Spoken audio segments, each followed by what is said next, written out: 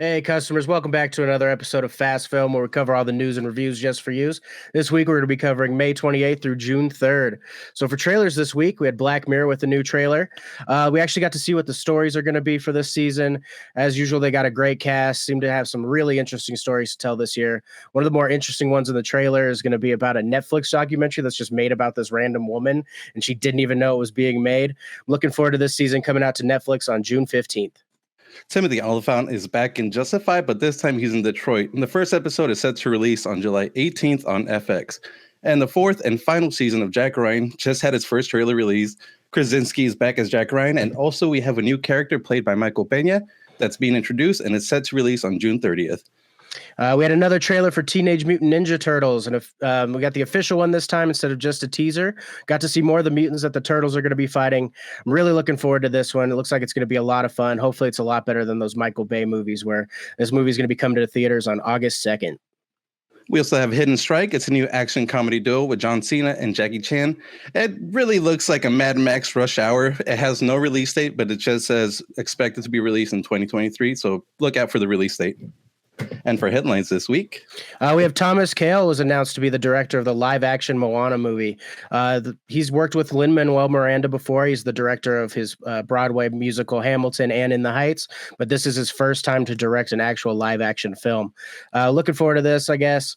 Lin-Manuel did all the music for Moana, so it makes sense that they're bringing him on. Should be interesting to see if he can actually pull this off. And we also have Thread and Insidious Tale. It's a spinoff of the popular Insidious movies, and these movies have just gotten a little bit weaker for each installment. But the thing about this movie is we do have Kumail Nanjiani and Mandy Moore playing in like the lead roles. It's a little strange, but we'll see how it comes out. So for next, we have Disney's getting a $1.5 billion write-off for the removing of content from Hulu and Disney Plus.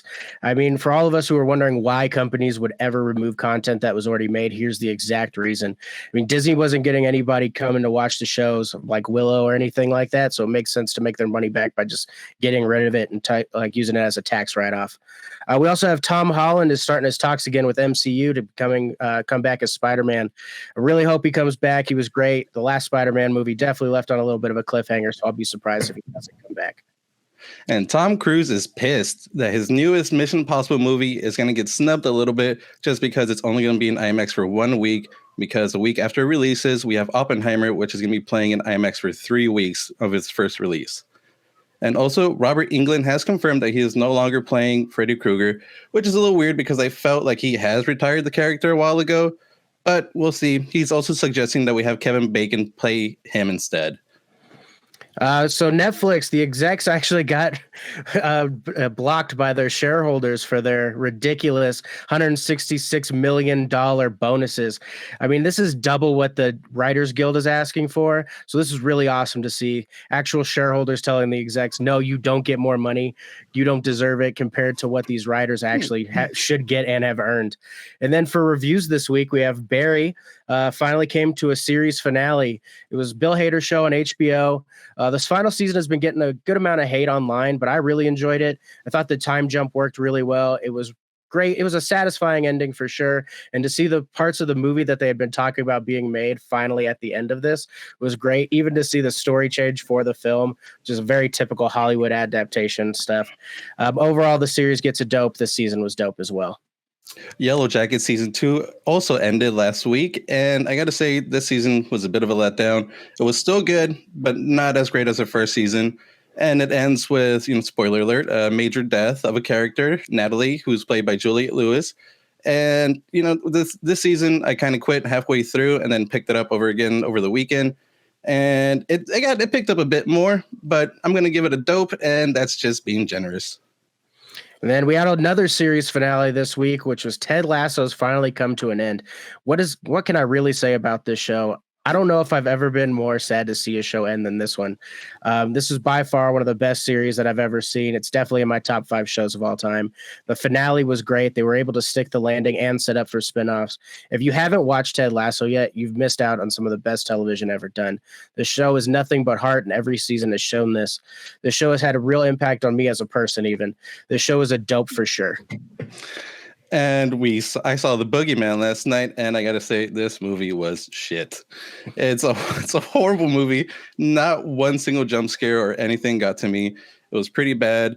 We have her name is Sophie Thatcher. She plays a character Sadie in this movie, who also plays Teen Natalie in Yellow Jackets. But this movie, the pictures that you see of the Boogeyman is nothing what he really is revealed to be. It's a shit movie. Don't watch it. It's horrible. I give it a nope.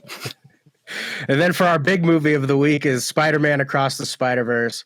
I mean, people had been talking about superhero fatigue before this movie and Guardians of the Galaxy 3. And what it's really shown is that with these two projects is it's not superhero fatigue. It was bad movie fatigue, because Across the Spider-Verse is a beautiful movie. It's written fantastically. The voice acting is incredible. I could really sit here and go on for hours about how great this movie is. You just need to go see this movie when you can. The attention to detail in this movie is immaculate. My girlfriend is a sneakerhead, and she got a pair of the Air Jordan 1's Next Chapter exclusive sneakers for this movie, and she pointed out that Miles is wearing his regular Chicago ones throughout the movie, and when he ventured across the Spider-Verse into another specific timeline, he's wearing the design from the new drop. Without giving a spoiler, just keep in mind that the spider that bit Miles is from this timeline. It's one of those things that you can easily miss if you don't pay close attention. For those of you that cop these sneakers, keep an eye out for the cameo in the movie. One thing to keep in mind when watching this, it is part one, so it does end on a cliffhanger. I forgot that when I went to see it, and a lot of people in the audience did as well. I haven't heard that many people yell at the end of the movie since Infinity War. This movie deserves a dope. It's great. It's probably going to win Best Animated Feature at the Oscars this year. And customers, thanks for stopping by for another episode of Fast Film. And you'll see all our new releases that are going to be on this end title card here. And don't forget to check out our interview with Dennis Lehane. That'll be dropping tomorrow, Sunday, June 4th. And we'll see you guys next week. I missed you guys. Perfect.